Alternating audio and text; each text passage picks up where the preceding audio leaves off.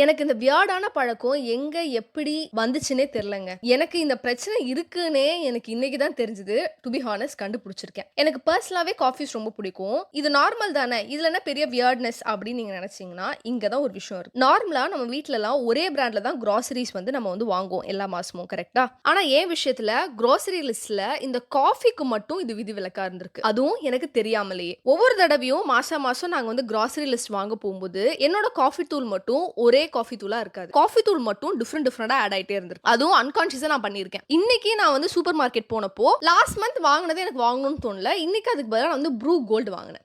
So அப்பதான் realise பண்ணேன். Actually okay நான் வந்து காஃபிய வந்து ஒவ்வொரு டைமும் டிஃபரெண்டா ட்ரை பண்ணணுன்ற இன்டென்ஷன்லயே வந்துட்டு அன்கான்ஷியஸா வாங்கியிருக்கேன்.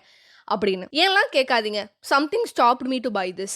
மேபி இதோட இந்த ட்ரையாங்குலர் கண்டெய்னரா இருக்கலாம். அந்த ஆப்படைசிங் ப்ரவுன் கலரா இருக்கலாம். மேபி இதோட யூசுவலா இல்லாத இந்த காஃபி பவுடரோட ஸ்ட்ரக்சர்ஸா இருக்கலாம். ஸோ அப்படி ஆஃபீஸ் விட்டு வரும்போது காஃபி தூளும், பாலும் வாங்கிட்டு வந்து காஃபி போட ஆரம்பிச்சுட்டேன்.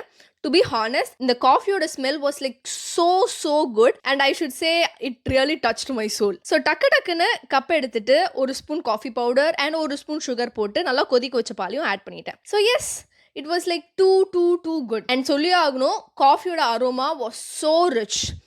ஸோ இந்த மாதிரி உங்களுக்கு ஏதாச்சும் வியர்டான ஹேபிட் இருக்கு அப்படின்னா கமெண்ட்ஸ்ல சொல்லுங்க கேட்போம். That's all. See you in the next vlog. Bye bye.